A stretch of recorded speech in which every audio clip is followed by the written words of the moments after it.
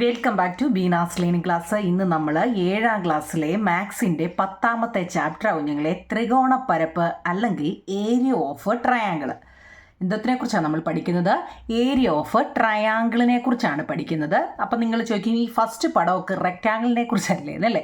അപ്പോൾ നമുക്ക് ആ ട്രയാങ്കിൾ എന്താണെന്ന് ആദ്യമേ പഠിക്കാവുന്നില്ല. എന്താണ് ഈ ട്രയാങ്കിൾ? നമ്മൾ അതിനെക്കുറിച്ചല്ലേ പഠിക്കുന്നത്. അത് ആദ്യമേ എന്താണെന്ന് പഠിച്ചിട്ട് നമുക്ക് ഈ ടെസ്റ്റിലോട്ട് കയറാം കേട്ടോ. നോക്കൂ ഞങ്ങളെ, ട്രയാങ്കിൾ എന്ന് പറയുന്ന ചാപ്റ്ററാണ് നിങ്ങൾ പഠിക്കുന്നത്. അപ്പോൾ അതിനെക്കുറിച്ച് എന്താണ് എന്നൊക്കെ നമുക്കൊന്ന് പഠിക്കാം. നോക്കിക്കേ, ഒരു ട്രയാങ്കിൾ എന്ന് പറയുന്നത് A triangle is a simple closed curve ആണല്ലോ, മെയ്ഡ് ഓഫ് 3 ലൈൻ സെഗ്മെൻറ്റ്. എന്താ ഈ ലൈൻ സെഗ്മെൻറ്റ്? ഇതൊക്കെ എന്തിനാണ് ഞങ്ങളോട് പറയുന്നതല്ലേ കുഞ്ഞുങ്ങളെ? ഒരു ട്രയാങ്കിൾ എന്ന് വെച്ചാൽ നമുക്ക് അറിയാം എന്താ ഇങ്ങനെ അല്ലേ, ഇതാണ് ട്രയാങ്കിൾ എന്ന് നമുക്കറിയാം. പക്ഷേ ഇതെന്താണ്? A triangle is a simple closed കർവാണ്. എന്താ? സിമ്പിൾ ക്ലോസ്ഡ്, ഇത് ക്ലോസ് ആണല്ലോ, ക്ലോസ്ഡ് കർവാണ്. മെയ്ഡ് ഓഫ്, ഇനി ഇതെന്തൊക്കെയാണ് നോക്കിയേ, മെയ്ഡ് ഓഫ് 3 ലൈൻ സെഗ്മെൻറ്റ്.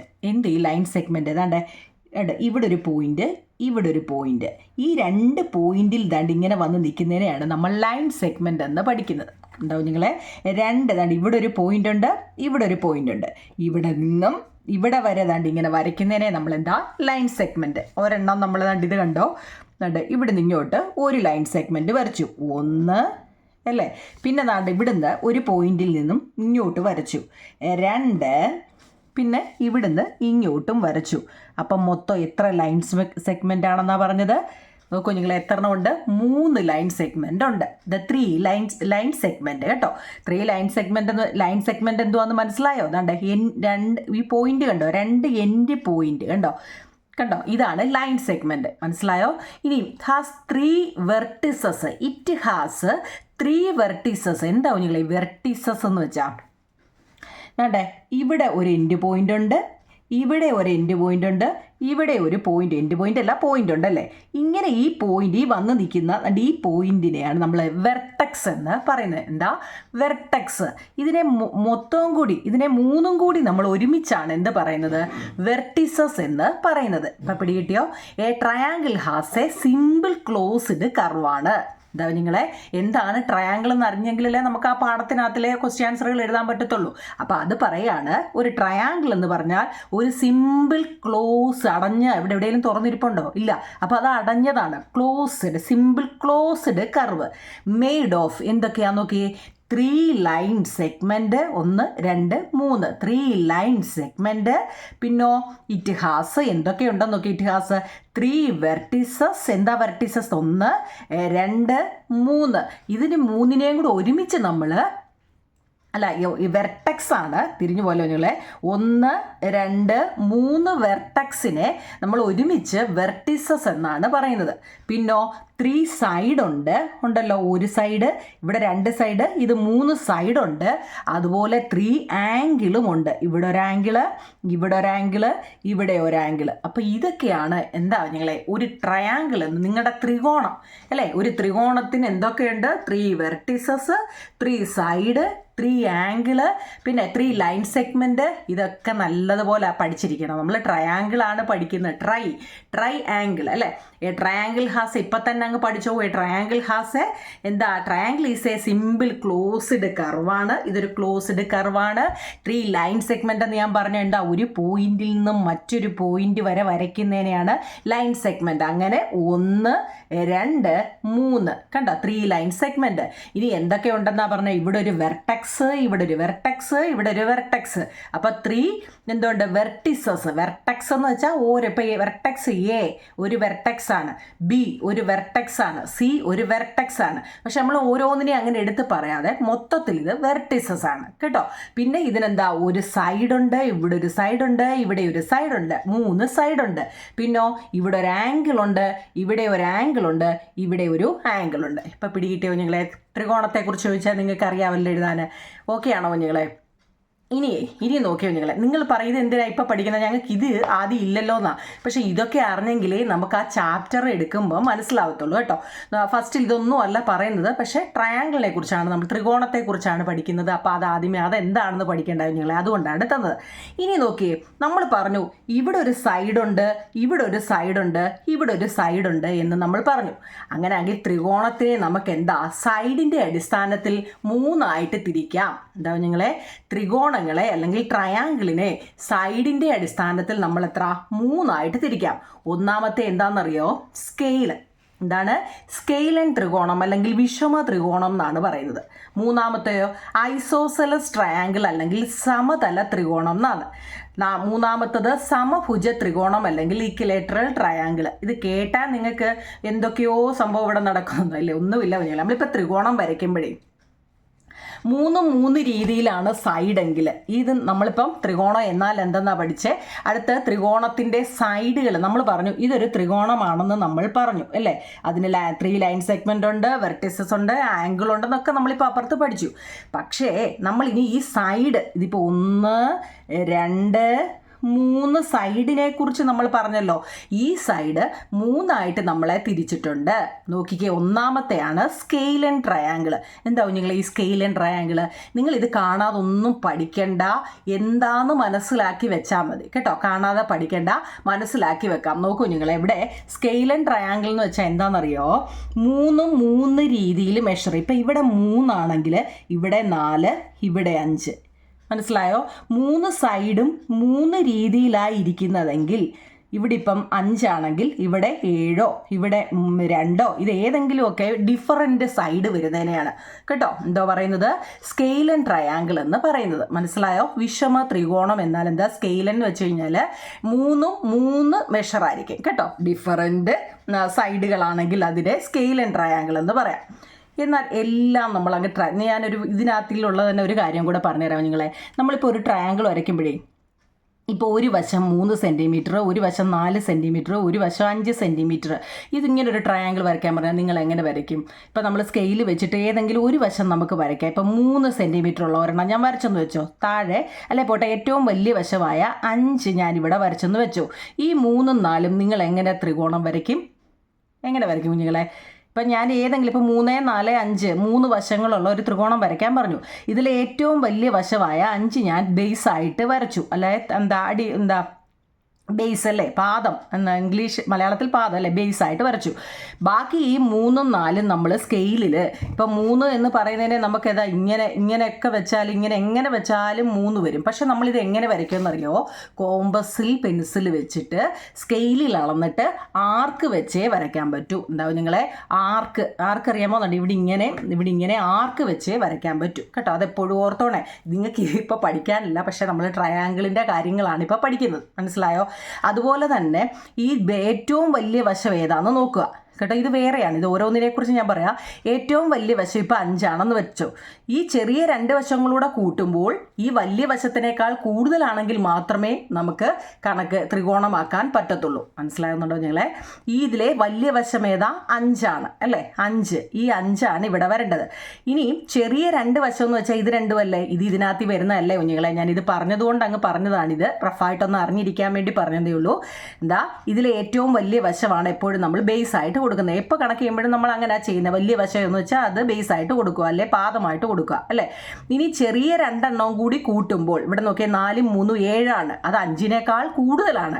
അങ്ങനെയാണെങ്കിൽ മാത്രമേ നമുക്ക് എന്തോ വരയ്ക്കാൻ പറ്റൂ, ഒരു ത്രികോണം വരയ്ക്കാൻ പറ്റത്തുള്ളൂ.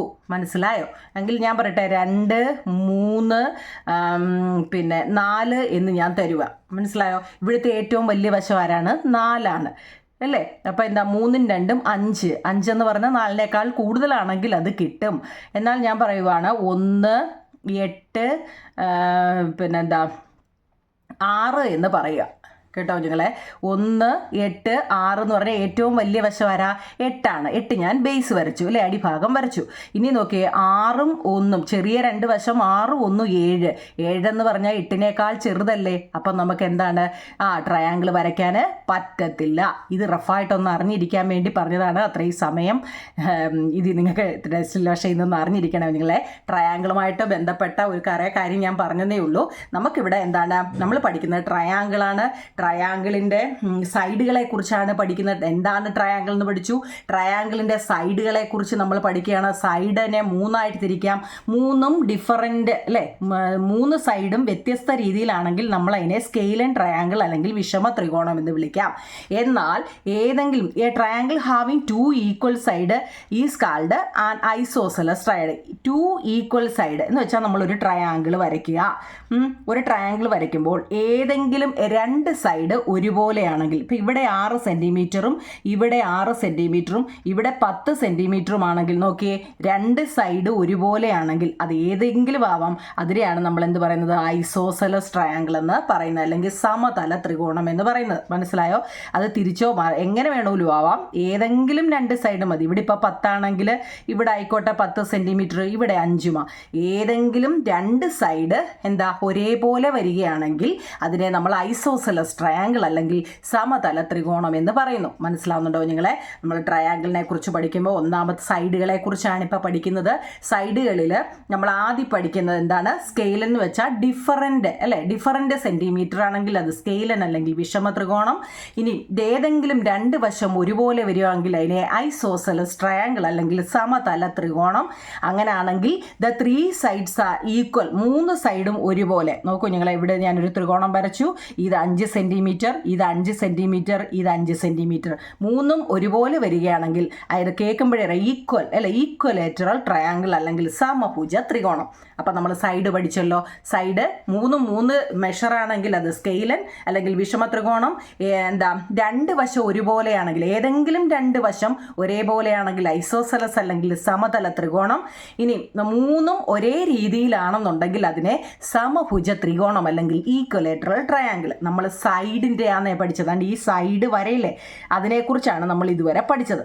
ഓക്കെ ആണോ നിങ്ങളെ? ഓക്കെ ആണോ? ഇനി നമ്മൾ പഠിക്കുന്നത് ട്രയാങ്കിളിൽ ആംഗിൾ. ഇനി നമ്മൾ പറഞ്ഞു ആംഗിൾ ഉണ്ടെന്ന് പറഞ്ഞു അല്ലേ. ഒരു ട്രയാങ്കിളിനകത്തിൽ എന്താ ആംഗിളുകളും ഉണ്ട്, സൈഡുകളും ഉണ്ട്. ഈ ആംഗിൾ നോക്കൂ നിങ്ങളെ, each triangle is less than 90 degree the triangle is called acute angle അല്ലെങ്കിൽ ന്യൂനകോണ്. നമ്മളൊരു ട്രയാങ്കിൾ വരയ്ക്കുകയാണ്. നോക്കിക്കേ, ഇതൊരു ട്രയാങ്കിളാണ്. ഈ ട്രയാങ്കിളിൽ നോക്കിക്കേ, 90 എന്ന് പറയുന്നതിനെ നേരെ ഇരിക്കുന്നതല്ലേ 90, അതറിയാമല്ലോ. നേരെ ഇരിക്കുന്ന ആംഗിളാണ് എന്താ, നേരെ ഇരിക്കുന്ന ട്രയാങ്കിളാണ് എന്ത് പറയുന്നത്? റൈറ്റ് ആംഗിൾ ട്രയാങ്കിൾ എന്ന് പറയുന്നത് അല്ലേ കുഞ്ഞുങ്ങളെ. എന്ന് വെച്ചാൽ എന്താ, നേരെ ഇതല്ലേ 90 ഡിഗ്രി. നമ്മുടെ പ്രൊട്രാക്ടറിനകത്തിൽ 90 ഡിഗ്രി അല്ലേ, അതാണ് 90 എന്ന് ഉദ്ദേശിക്കുന്നത് 90 ഡിഗ്രി അല്ലേ. ആ 90 ഇവിടെ നോക്കിയാൽ നേരെ, ഇത് നേരെ ഇരിക്കുവാന്നോ നോക്കിക്കേ, അല്ല അല്ലേ. ഇതെന്താ 90ൻ്റെ അവിടെ എത്തിയോ? ഇത് ഇങ്ങനെ വരച്ചെങ്കിലല്ലേ 90 ആവത്തുള്ളൂ. ഇത് 90 ഉണ്ടോ? ഇല്ല. അപ്പം നോക്കിക്കേ, 90നേക്കാൾ കുറവാണെങ്കിൽ അതിനെ എന്താ പറയുന്നത്? Acute angle triangle. മനസ്സിലായോ? 90 ഡിഗ്രിയേക്കാൾ കുറവാണെങ്കിൽ അതിനെ അക്യൂട്ട് ആംഗിൾ ട്രയാങ്കിൾ. നമ്മൾ ആംഗിളാണ് പഠിക്കുന്നത് കേട്ടോ.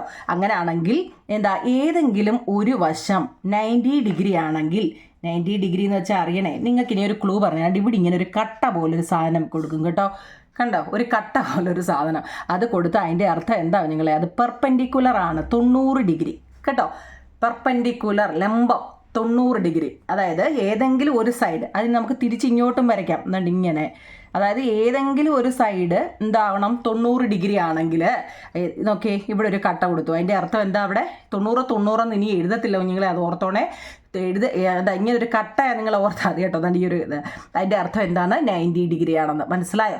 ഇങ്ങനെ ഏതെങ്കിലും എവിടെയെങ്കിലും കൊടുക്കുമെങ്കിൽ അതിൻ്റെ അർത്ഥം എന്താണ്? അത് റൈറ്റ് ആംഗിൾ ട്രയാങ്കിൾ ആണ്. നമ്മൾ ആംഗിളാണ് പഠിക്കുന്നത്. ഈ ആംഗിൾ നമ്മുടെ പാഠത്തിലുള്ളതാണ്, അതുകൊണ്ട് അറിയണേ. നമ്മൾ സൈഡ് 3 പഠിച്ചു. 3ഉം ഡിഫറൻ്റ് ആണെങ്കിൽ എന്താ അല്ല എന്താ സ്കെയിലിന് രണ്ട് സൈഡ് ഏതെങ്കിലും രണ്ട് സൈഡ് ഒരുപോലെയാണെങ്കിൽ അത് ഐസോസെലസ്, മൂന്നും ഒരേപോലെ ആണെങ്കിൽ അത് ഈക്വലേറ്റർ ആണെന്ന് നമ്മൾ സൈഡ് പഠിച്ചു. ആംഗിൾ എന്ന് വെച്ചാൽ 90 ഡിഗ്രിയിൽ കുറവാണെങ്കിൽ അതിനെ അക്യൂട്ട് ആംഗിൾ അല്ലെങ്കിൽ ന്യൂനകോണെന്നും, ഏതെങ്കിലും ഒരു വശം 90 ഡിഗ്രി വരികയാണെങ്കിൽ അതിനെ മട്ട ത്രികോണം അല്ലെങ്കിൽ റൈറ്റ് ആംഗിൾ ട്രയാംഗിൾ എന്നും, ഇനിയും ഏതെങ്കിലും ഒരു വശം അല്ലേ 90 ഡിഗ്രി 90 എന്ന് വെച്ച് കഴിഞ്ഞാൽ താണ്ടി നേരെ വരുന്നതാണെന്ന് നമുക്കറിയാം, അതിനേക്കാൾ കൂടുതൽ അല്ലേ ഇപ്പുറത്ത് 90 ഡിഗ്രിയേക്കാൾ കൂടുതലാണെങ്കിൽ അതിനെ ഒബ്റ്റ്യൂസ് ആംഗിൾ അല്ലെങ്കിൽ വിഷമ കോൺ എന്നും പറയുന്നു. ഓക്കെ ആണോ? ഇത് ഇത്രയും നമ്മൾ ട്രയാങ്കിളിൻ്റെ കാര്യമാണ് പഠിച്ചത്. ട്രയാങ്കിളിനെ കുറിച്ച് എന്താണ് നമ്മുടെ പാഠത്തിൻ്റെ പേര് ട്രയാങ്കിൾ ആയതുകൊണ്ടാകും നിങ്ങളെ ഞാൻ ഇത്രയും പറഞ്ഞത്. ട്രയാങ്കിൾ എന്ന് വെച്ചാൽ 3 വര, നമ്മുടെ മനസ്സിൽ 3 വര അങ്ങോട്ടും ഇങ്ങോട്ടും കൊടുക്കുക എന്ന് മാത്രമേ ഉള്ളൂ. പക്ഷേ ആ 3 വര എന്ന് വെച്ചാൽ അത് സൈഡാണ്. ആ സൈഡുകളെ 3ആയിട്ട് തിരിക്കുന്നുണ്ടെന്നും അതിനകത്ത് 3 വശവും ആംഗിൾ വരുന്നുണ്ട്, ആ ആംഗിളുകളെ 3ആയിട്ട് തിരിച്ചിട്ടുണ്ടെന്നാണ് ഞാൻ ഇത്രയും നേരം കേട്ടോ 15 മിനിറ്റ് എടുത്ത് അതികളോട് പറഞ്ഞു തന്നത്. ഇതൊന്നും ടെസ്റ്റിലില്ലല്ലോ എന്നായിരിക്കും നിങ്ങളുടെ ചോദ്യം. പക്ഷെ നമ്മൾ അങ്ങോട്ട് ചെയ്യുമ്പോൾ ഈ സംഭവങ്ങൾ അറിയാമെങ്കിൽ എളുപ്പം ചെയ്യാൻ പറ്റും. മനസ്സിലായോ നിങ്ങളെ?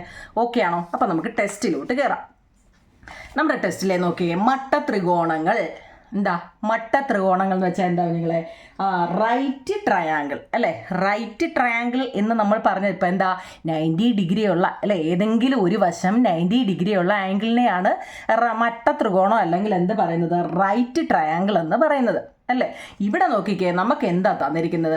ചതുരങ്ങളുടെ പരപ്പളവ്. ഈ പരപ്പളവ് എന്ന് വെച്ചാൽ ഏരിയയാണ്. ഇംഗ്ലീഷ് മീഡിയക്കാർക്ക് എന്താ നിങ്ങളെ? ചതുരം എന്ന് വെച്ചാൽ റെക്റ്റാങ്കിൾ, പരപ്പളവ് എന്ന് വെച്ചാൽ എന്താ? ഏരിയ കേട്ടോ. പരപ്പളവ് കണക്കാക്കാൻ 5ാം ക്ലാസ്സിൽ നിങ്ങൾ പഠിച്ചല്ലോ. ചുവടെയുള്ള ചതുരത്തിൻ്റെ പരപ്പളവ് എത്രയാണ്? നോക്കൂ നിങ്ങളെ, ഇവിടെ ഒരു റെക്റ്റാങ്കിൾ ആണ് തന്നിരിക്കുന്നത് അല്ലെ, ചതുരമാണ് തന്നിരിക്കുന്നത് ആണല്ലോ. നോക്കിക്കേ, ഈ ചതുരത്തിൻ്റെ ഞാനൊരു ചതുരം തന്നെ ഞാൻ ഇങ്ങോട്ട് വരച്ചിട്ടുണ്ട്. നോക്കണേ, ഈ 6 സെൻറ്റിമീറ്റർ ആണ് ഇവിടുത്തെ ബേസ്, അല്ലെങ്കിൽ ഇവിടുത്തെ നീളം 6 സെൻറ്റിമീറ്റർ ആണ്. വീതി അല്ലെങ്കിൽ നോക്കിയേ, വീതി ഉണ്ടോ? വിട്ട് അല്ലേ, വിട്ടെന്നോ ബ്രെഡെന്നോ ഒക്കെ പറയാം. വീതി 4 സെൻറ്റിമീറ്ററുമാണ്. മനസ്സിലാവുന്നുണ്ടോ നിങ്ങളെ? ഇതൊരു ചതുരമാണ് അല്ലേ? ചതുരത്തിൻ്റെ എന്താ നീളവും വീതിയും നമുക്ക് തന്നിട്ടുണ്ട്, ലെങ്തും ബ്രെഡ്ത്തും നമുക്ക് തന്നിട്ടുണ്ട്. നമ്മളോട് ചോദിച്ച എന്താണ്? നിങ്ങൾ ഏരിയ ഓഫ് റെക്റ്റാങ്കിൾ കാണുക. അപ്പം നമ്മൾ അതിൻ്റെ ഇക്വേഷൻ അറിയണേ നിങ്ങൾ. എന്താ? നീളം ഗുണം വീതിയാണ്. അതായത് ചതുരത്തിൻ്റെ പരപ്പളവ് കാണുന്നുള്ള ഇക്വേഷൻ നമ്മൾ കാണാതെ പഠിച്ചിരിക്കണം. എന്താ? നീളം ഗുണം വീതി. ഏരിയ ഓഫ് റെക്റ്റാങ്കിൾ എന്ന് വെച്ചാൽ L/B ആണ്. കുറേ പഠിച്ചു എന്ന് പറഞ്ഞിട്ടുണ്ടായല്ലോ നിങ്ങളെ. ഓരോന്നും മനസ്സിലായി പഠിക്കുക. നമ്മുടെ ഈ പുസ്തകത്തിൽ തന്ന ക്വസ്റ്റ്യൻ ഒന്നും ചിലപ്പോൾ ആയിരിക്കത്തില്ല പരീക്ഷയ്ക്ക് ക്വസ്റ്റ്യൻ പേപ്പറിൽ കാണുന്നത്. കാരണം മാത്സ് കാണാതെ പഠിച്ചുകൊണ്ട് ഒരിക്കലും പോകരുത്, മനസ്സിലാക്കി പഠിച്ചുകൊണ്ട് പോവുക. ഒരു ചതുരത്തിൻ്റെ പരപ്പളവ് അല്ലെങ്കിൽ ഏരിയ ഓഫ് റെക്റ്റാങ്കിൾ L/B ആണ്. അതിപ്പോൾ ഈ മെഷർ എന്തോ ആയിക്കോട്ടെ, താഴെ തരുന്നുണ്ട്. ഇത് നീളം, ഇത് വീതി കേട്ടോ ആയിട്ട് കരുതുക. കരുതാനല്ല ആണ്. അപ്പം നീളമുണ്ട് വീതിയുണ്ട്. എന്തോ ചെയ്യാനാണ് നമ്മളോട് പറഞ്ഞത്? ഇൻറ്റു വന്നത് area of rectangle is equal to എന്താ നിങ്ങളെ? L/B ആണ്. എന്താ? L/B. അപ്പം നമുക്ക് നോക്കിക്കേ, ഇവിടെ L എത്ര ആവും നിങ്ങളെ? 6 ഇൻറ്റു B എത്ര? ഇവിടെ 4. L/B എത്ര? 6 ഇൻറ്റു 4 എത്ര? 6 4 24. കണ്ടോ? SQ square.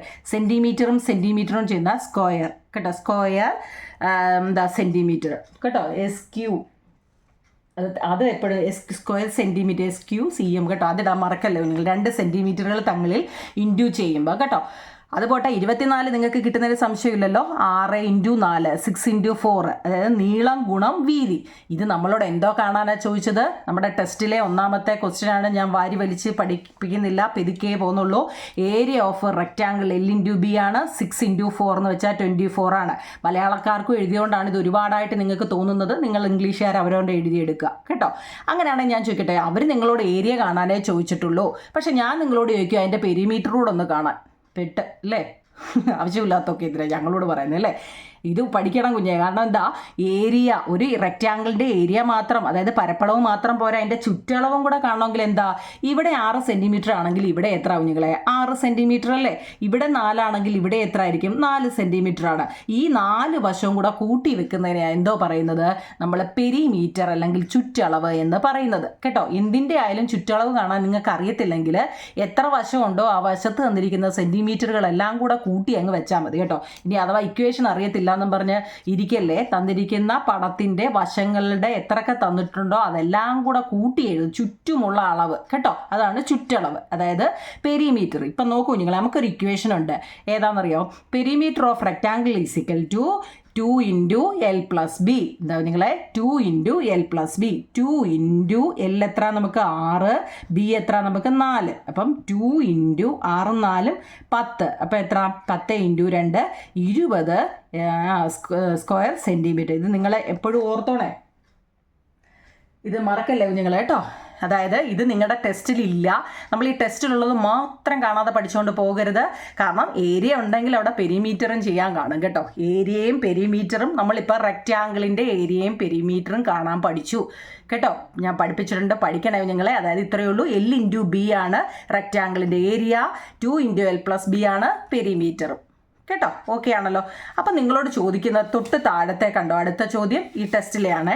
അടുത്ത നോക്കൂ നിങ്ങളെ, ഇവിടെ 6 തന്നെയാണ് തന്നേക്കുന്നത്, ഇവിടെ 4 തന്നെയാണ്. പക്ഷെ എന്ത് ചെയ്യുന്നറിയോ, അവരതിൻ്റെ നടുക്കൂടെ ഒരു വര വരച്ചു, നേരെ നടുക്കൂടെ ഒരു വര വരച്ചു.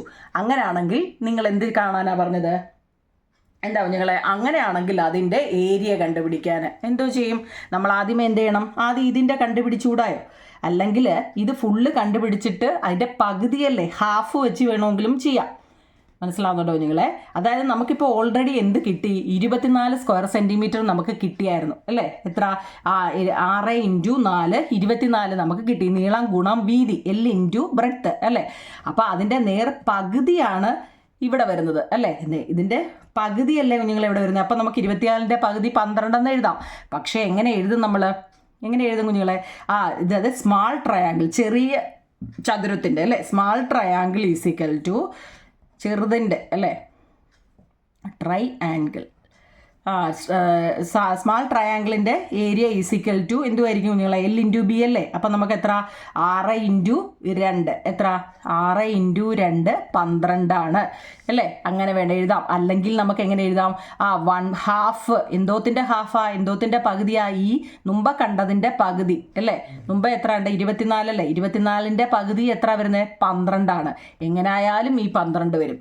സംശയമുണ്ടോ, സംശയം ഉണ്ടെങ്കിൽ നമ്മളിപ്പോൾ ചെയ്ത രീതിയിൽ തന്നെ നോക്കണേ നിങ്ങൾ. 6 ഇൻറ്റു, അതായത് നീളം ഗുണം വീതി അല്ലെങ്കിൽ എൽ ഇൻറ്റു ബ്രെഡ്ത്ത്, 6 ഇൻറ്റു 2 12 ആണ് നമുക്ക് കിട്ടുന്നത്. അതല്ലാന്നുണ്ടെങ്കിലും നമുക്ക് എന്താ, ഇത് ഫുള്ള് കണ്ടിട്ട് എന്ന് വെച്ചാൽ 6 ഇൻറ്റു 4 അല്ലേ, കണ്ടിട്ട് അതിൻ്റെ ഹാഫ്, അതിൻ്റെ പകുതി, അതാണ് ഈ ഹാഫ് കൊടുത്തേക്കുന്നത് കേട്ടോ.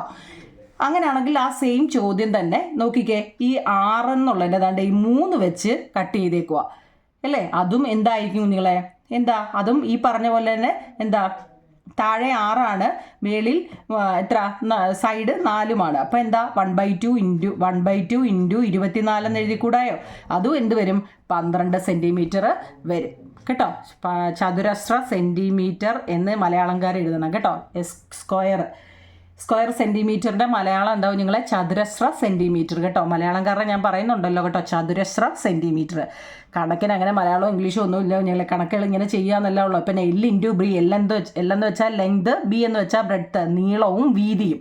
ഇതിനകത്തിൽ മലയാളവും ഇംഗ്ലീഷും വേർതിരിക്കേണ്ട കാര്യമുണ്ടോ, നോക്കിക്കേ. നമുക്ക് തന്നിരിക്കുന്ന ചതുരം നോക്കുക, അതിൻ്റെ നേർ പകുതി എന്ന് പറഞ്ഞു കഴിഞ്ഞാൽ നമ്മൾ മൊത്തത്തിൽ ചെയ്തിട്ട് 1/2 അതായത് ഹാഫ് അല്ലെങ്കിൽ പകുതി വെച്ച് ചെയ്താലും മതി, എങ്ങനെ ആയാലും ആൻസർ കിട്ടും. മനസ്സിലായോ, നമ്മളിപ്പോൾ ചെയ്ത ചതുരത്തിൻ്റെ നേർ പകുതി വെച്ച് ചെയ്യുന്നതായിരുന്നു ഈ കണക്ക്. ഓക്കെ ആണോ നിങ്ങളെ.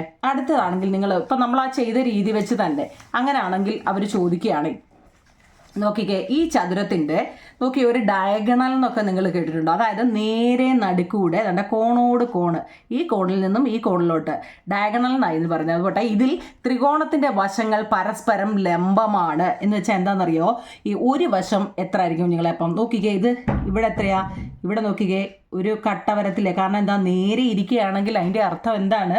അത് 90 ഡിഗ്രിയാണ് അല്ലേ? അത് ലംബമാണ് അല്ലെങ്കിൽ പെർപെൻഡിക്കുലർ ആണ്. അപ്പോൾ ഇവിടെ എന്തായിരിക്കും? അത് നേരെയല്ലേ അല്ലേ കുഞ്ഞുങ്ങളെ? അതും എന്താണ്? പെർപെൻഡിക്കുലർ അല്ലെങ്കിൽ ലംബമാണ് അല്ലേ? കാരണം ഒരു ചതുരത്തിൻ്റെ എന്താണ് വശങ്ങൾ നോക്കി, സൈഡ് ഇവിടെ നേരെ ഇരിക്കുകയാണെങ്കിൽ അത് എത്ര മുമ്പ് നമ്മൾ പറഞ്ഞു, ഈ കട്ട കൊടുക്കുന്നതെന്ന് വെച്ച് കഴിഞ്ഞാൽ അതിൻ്റെ അർത്ഥം എന്താണെന്ന് മുമ്പ് പറഞ്ഞ്, പെർപെൻഡിക്കുലർ ലംബം 90 അല്ലേ? ഇതിൽ ത്രികോണത്തിൻ്റെ വശങ്ങൾ പരസ്പരം ലംബമാണ്, ശരിയല്ലേ? ഇത് തന്നെയല്ലേ ഇതും വരുന്നത്? ത്രികോണത്തിൻ്റെ ഒരു കോൺ എപ്പോഴും എന്തായിരിക്കും? മട്ടമായിരിക്കും, മട്ടം അല്ലേ? എന്തോ നിങ്ങൾ ഇവിടെ here we can notice that the adjacent side of the rectangle are perpendicular to each other. So in each of these triangles 2 of the side are perpendicular to each other. Such a triangle is called right angle triangle. മുമ്പ് ഞാൻ പറഞ്ഞില്ലേ right angle triangle അല്ലേ? മട്ട ത്രികോണം എന്ന് വെച്ചാൽ കഴിഞ്ഞാൽ മട്ട ത്രികോണം എന്ന് വെച്ചാൽ ഏതെങ്കിലും ഒരു സൈഡ് കണ്ട് ഈ കട്ട കാണുമെന്ന്. ആ ക്ലൂ ഒക്കെ അങ്ങ് പഠിച്ചുകൊണ്ടാണ് ഞാൻ തരുന്നത്. ഏതെങ്കിലും ഒരു വശം എന്താ നിങ്ങളെ അതാണ്ട് ഈ കട്ട കാണുമത്. കട്ട എന്ന് വെച്ചാൽ എന്താ? 90 കേട്ടോ. ഈ ക്ലൂ ഒക്കെ ഓർത്ത് വെച്ചാൽ ഈ കട്ട എന്നൊന്നും സ്കൂളിൽ ചെന്നിരുന്ന് പറയില്ല. ഇതൊക്കെ ഞാൻ എൻ്റെ ഒരു ക്ലൂ പറഞ്ഞു തരുന്നത് കേട്ടോ. ത്രികോണത്തിൻ്റെ ഓരോ കോണും എന്താ നിങ്ങളെ? മട്ടകോണം. ഇത്തരം ത്രികോണത്തിനെയാണ് നമ്മൾ എന്ത് പറയുന്നത്? മട്ട ത്രികോണം എന്ന് പറയുന്നത്. റൈറ്റ് ആംഗിൾ ട്രയാങ്കിൾ എന്ന് വെച്ചാൽ എന്താ നിങ്ങളെ? ഒരു സൈഡ് എപ്പോഴും എന്താ അതാണ്ട് ഇതുപോലെ ഒരു കട്ട കൊടുക്കും കേട്ടോ. ഇങ്ങനെയുള്ളതിനെ എന്താ പറയുന്നത്? Right angle triangle. ഓക്കെ ആണോ? അപ്പോൾ നമുക്ക് ടെസ്റ്റിലെ ആ എക്സർസൈസ് ക്വസ്റ്റ്യൻ നോക്കാം. നോക്കിക്കേ, ഇതൊരു ത്രികോണം തന്നിട്ടുണ്ട്. നിങ്ങളുടെ ടെസ്റ്റിൽ കണ്ടോ? മനസ്സിലാവുന്നുണ്ടോ നിങ്ങളെ? ഒത്തിരി ലാഗായി പോകുന്നുണ്ടോ? എന്തോന്നറിയോ, നിങ്ങൾക്ക് എന്താണെന്ന് പഠിപ്പിച്ചിട്ട് ടെസ്റ്റ് എടുക്കാമെന്ന് വിചാരിച്ചാൽ, അല്ലെങ്കിൽ നിങ്ങൾക്ക് ഈ ഇനി അങ്ങോട്ടുള്ള കണക്കുകൾ ചെയ്യാൻ പാടായിരിക്കും. അതുകൊണ്ടാണ് ഞാനത് എന്താണെന്നൊക്കെ പറഞ്ഞത് കേട്ടോ. അപ്പോൾ നോക്കൂ നിങ്ങളെ, പേജ് നമ്പർ 138 ഒന്നാമത്തെ ചോദ്യം നോക്കൂ നിങ്ങളെ. ഇവിടെ ചോദ്യത്തിൽ തന്നെ നമുക്കിവിടെ ഒരു കട്ടയെന്ന് കാണുമ്പോഴേ നമ്മുടെ ഇത് ഓർത്തോണം. എന്താ അതിൻ്റെ അർത്ഥം? എന്താ നിങ്ങളെ?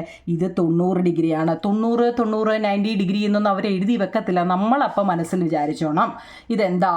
ഇതൊരു റൈറ്റ് ആംഗിൾ ട്രയാങ്കിൾ ആണ്, ഇതൊരു മട്ടത്രികോണമാണെന്ന് നമ്മൾ വിചാരിച്ചോണം കേട്ടോ. അപ്പോൾ അതെങ്ങനെ എഴുതും? നിങ്ങൾ ഓർത്തോണം, ഒരു ട്രയാങ്കിളിൻ്റെ ഏരിയ, ഇതുവരെ നമ്മൾ പഠിച്ച ട്രയാങ്കിളിൻ്റെ ഏരിയ കാണാൻ നമ്മൾ പഠിച്ചില്ല. ഇപ്പം നമ്മൾ പഠിച്ച ഏതാണ്? റെക്റ്റാങ്കിളിൻ്റെ, തിരിഞ്ഞു പോലെ നിങ്ങളെ റെക്റ്റാങ്കിളിൻ്റെ ഏരിയയും പെരിമീറ്ററുമാണ് ഞാൻ നിങ്ങളെ പഠിപ്പിച്ചത് അല്ലേ? റെക്റ്റാങ്കിളാണ് നിങ്ങളെ തിരിഞ്ഞു പോലെ റെക്റ്റാങ്കിളിൻ്റെ ഏരിയയും പെരിമീറ്ററും ഇക്വേഷൻ ഉൾപ്പെടെ, ഇക്വേഷൻ കാണാതെ പഠിച്ച് പോണേ. ഇതാണ് നമ്മൾ പഠിച്ചത്. ആ റെക്റ്റാങ്കിളിൻ്റെ തന്നെ നടുക്കൂടെ നേർ പകുതി എടുത്തു കഴിഞ്ഞാൽ ഒന്നും ആലോചിക്കാനില്ല, നമുക്ക് ആ മൊത്തത്തിൽ കിട്ടിയിട്ട് അതിൻ്റെ പകുതി അങ്ങ് എഴുതിയാലും മതി. മൊത്തത്തിൽ ചെയ്തിട്ട് എന്ന് വെച്ചാൽ L/B നീളവും വീതിയും കൂടെ ഇൻറ്റു ചെയ്ത് നമുക്ക് കിട്ടത്തില്ലേ? ആ കിട്ടുന്ന ആൻസറിൻ്റെ നേർ പകുതി അതേ ഉള്ളൂ. അതിനായി ഇത്രയും കിടന്ന് പറയുന്നത് കേട്ടോ. പക്ഷേ മാത്സ് എഴുതുമ്പോൾ നമ്മൾ അതിൻ്റെതായ രീതിയിൽ എഴുതണ്ടേ, അതുകൊണ്ട് പറഞ്ഞതാ. അപ്പോൾ നമ്മൾ നോക്കൂ നിങ്ങളെ, ട്രയാങ്കിളിനെ കുറിച്ചാണ് ഇനി നമ്മൾ പഠിക്കുന്നത്. നമ്മൾ ആദ്യം കുറേ ട്രയാങ്കിളിനെ കുറിച്ച് പഠിച്ചു. കട്ട കൊടുക്കുന്നത് 90 ആണെന്നൊക്കെ ഓർത്തോണേ നിങ്ങളെ. അതുകൊണ്ടാണ് അതിന് എന്ത് പേര് കൊടുത്തത്? ഇതൊരു റൈറ്റ് ആംഗിൾ ട്രയാങ്കിൾ ആണെന്ന് പറയുന്നത് അല്ലേ? പക്ഷേ ഇവിടെ നോക്കിക്കേ, നമുക്ക് ഏരിയ ഓഫ് ട്രയാങ്കിൾ കാണണമെന്നുണ്ടെങ്കിൽ എന്താണെന്നറിയോ? 1/2 into product of perpendicular side എന്നും പറയാം. എന്താ? The perpendicular side are given. ഇവിടുത്തെ പെർപെൻഡിക്കുലർ സൈഡ് ഏതാണെന്ന് നോക്കണം. എന്താ നിങ്ങളെ? 1/2 ഇൻറ്റു B ഇൻറ്റു H ആണ് ട്രയാങ്കിളിൻ്റെ ഏരിയ കാണുന്നത്. അതായത് ബേസും ഹൈറ്റും നമുക്ക് കണ്ടാൽ തിരിച്ചറിയണ്ടേ? അപ്പോൾ എന്താണെന്നറിയോ? ഈ പെർപെൻഡിക്കുലർ തരത്തില്ലേ, അത് രണ്ടെണ്ണം കിടക്കുന്ന, ഒന്ന് ഇതേലും മുട്ടിയിരിക്കുകയാണ്, ഒന്ന് ഇതേലും. അതാണ് സംഭവം എന്ന് ഓർത്തോണം കേട്ടോ നിങ്ങൾ. എന്താണ് ഈ ക്ലൂ ഒക്കെ ഓർത്ത് വെച്ചേക്കണേ? ഇത് നമ്മൾ കട്ട വരയ്ക്കുമ്പം ഇത് വന്ന് നിൽക്കുന്ന ഈ വരയിൽ അല്ലേ, ഇത് വന്ന് നിൽക്കുന്ന ഈ വര. അപ്പോൾ ഇത് രണ്ടുമായിരിക്കും എന്താ നോക്കിയേ, perpendicular side are given as ഏതൊക്കെയാണ്? 5 സെൻറ്റിമീറ്ററും 3 സെൻറ്റിമീറ്ററും. അതായത് ലംബ വശങ്ങൾ ഏതൊക്കെയാണ്? മലയാളംകാർക്കും ഉണ്ടോ നിങ്ങളെ? 5 സെൻറ്റിമീറ്റർ 3 സെൻറ്റിമീറ്റർ. മനസ്സിലായോ? അപ്പോൾ നിങ്ങൾക്ക് ബേസും ഒക്കെ കണ്ടാൽ ഓർത്തോണേ നിങ്ങളെ. അപ്പം നോക്കിക്കേ, 1/2 ഇൻറ്റു B ഇൻറ്റു H അല്ലേ? അപ്പം നമുക്ക് എങ്ങനെ ചെയ്യാം? 1/2 ഇൻറ്റു B ഇൻറ്റു H ആണ്. B എന്ന് വെച്ചാൽ ബേസ്, H എന്ന് വെച്ചാൽ ഹൈറ്റ്. അപ്പം 1/2 ഇൻറ്റു 5 ഇൻറ്റു 3, 5 ഇൻറ്റു 3 15 ആണ്. 15/2 എന്ന് പറയുന്നത് 7.5. ഇംഗ്ലീഷിലാണെങ്കിൽ സ്ക്വയർ സെൻറ്റിമീറ്റർ, മലയാളത്തിലാണെങ്കിൽ ചതുരശ്ര സെൻറ്റിമീറ്റർ കേട്ടോ. അപ്പോൾ ഇത്രയും ആൻസർ അതിൻ്റെ എഴുതിയെടുക്കണം. ഇത് ഒന്നാമത്തെ എക്സർസൈസ് ആണ്. അപ്പോൾ 7.5 ആണ് അതിൻ്റെ ആൻസർ. സ്റ്റെപ്പ് എഴുതി വെച്ചിട്ടുണ്ട്. അങ്ങനെയാണെങ്കിൽ രണ്ടാമത്തെ ചോദ്യം നോക്കിക്കേ. ആ ട്രയാങ്കിളും ഇതും തമ്മിലുള്ള വ്യത്യാസം കണ്ടോ? ഇവിടെ നോക്കിക്കേ, ദാണ്ട ഈ മൂലയ്ക്ക് ദാണ്ട ഒരു കട്ട പോലെ കൊടുത്തേക്കുന്നത് കണ്ടോ? അതിൻ്റെ അർത്ഥം എന്താ? അത് പെർപെൻഡിക്കുലർ അല്ല, ലംബം അല്ലേ? അപ്പം മുമ്പ് നമ്മൾ പറഞ്ഞു അതിൻ്റെ ദണ്ട് ഈ രണ്ട് ദണ്ട് ഇത് ഇവിടെ വന്ന് നിൽക്കുന്ന വര ഉണ്ടോ, അതാണ് അതിൻ്റെ ബേസായിട്ടും ഹൈറ്റ് ആയിട്ടും എടുക്കേണ്ടത്. അപ്പം നോക്കിക്കേ, ഇവിടെ 1/2 into B into H, 5 into 4. അപ്പോൾ 5 ഇൻറ്റു 4 20, 20/2 10 അല്ലേ? 10 സ്ക്വയർ സെൻറ്റിമീറ്റർ അല്ലെങ്കിൽ 10 ചതുരശ്ര സെൻറ്റിമീറ്റർ. ടെസ്റ്റിലെ രണ്ടാമത്തെ എക്സർസൈസ് ആണ്.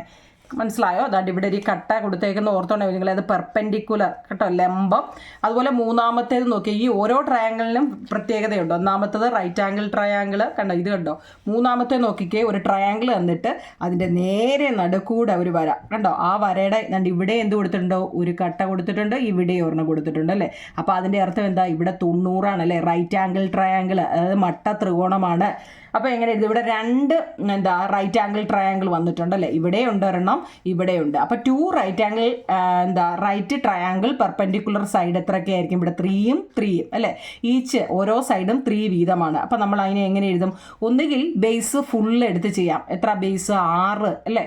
മൊത്തത്തിലാകുമ്പം 6, അതായത് ബേസ് ഇൻറ്റു ഹൈറ്റ് 6 ഇൻറ്റു 3 വെച്ച് ചെയ്യാം. അതല്ലെങ്കിൽ ഓരോന്നെടുത്ത് വെച്ച് നമുക്ക് ചെയ്യാം. എന്നാ ആദ്യമേ ഏരിയ ഇങ്ങനെ, ഒന്നാമത്തത് ഇതും പ്ലസ് ഇത് അല്ലേ? ഈ രണ്ടെണ്ണത്തിൻ്റെയും ഒന്നുകിൽ ഇങ്ങനെ വെച്ച് ചെയ്യാം. അതല്ലെങ്കിൽ എന്താണ്, 1/2 ഇൻറ്റു ബി ഇൻറ്റു വെച്ച് നമ്മൾ ആ പറഞ്ഞ രീതി വെച്ചും ചെയ്യാം. ആൻസർ 9 സ്ക്വയർ സെൻറ്റിമീറ്റർ അല്ലെങ്കിൽ എത്ര, 9 ചതുരശ്ര സെൻറ്റിമീറ്റർ കേട്ടോ. നോക്കൂ ഞങ്ങളെ, ഒന്നുകിൽ ഇതിൽ ഓരോന്നിനെയും എടുത്ത് വെച്ച് ഓരോന്നിനെയും കണ്ടിട്ട് പ്ലസ് ചെയ്യാം. അതല്ല ഓരോന്നിനെയും വേണ്ട, മൊത്തത്തിലാണെങ്കിൽ വെച്ചാൽ നോക്കി 3 3 6 ഇൻറ്റു 3, 6 ഇൻറ്റു 3 18, 18/2 9 സ്ക്വയർ സെൻറ്റിമീറ്റർ. മനസ്സിലായോ? ഒന്നുകിൽ അങ്ങനെ ഏത് രീതി വേണമെങ്കിലും ചെയ്താലും നമുക്ക് ആൻസർ 9 വരും കേട്ടോ നിങ്ങളെ. ഓക്കെ ആണോ? അപ്പോൾ എക്സസൈസിലെ 3 ക്വസ്റ്റ്യൻ ആൻസറും നമ്മൾ ചെയ്തു. അപ്പോൾ ഇന്ന് ഇത്രയും മതി നിങ്ങളെ. ബാക്കി നമുക്ക് അടുത്ത ക്ലാസ് ഇടാം. മനസ്സിലായെങ്കിൽ ആ കമൻറ്റ് ബോക്സിൽ ഒന്ന് പറയണേ കേട്ടോ. ഓക്കെ നിങ്ങളെ, താങ്ക് യു.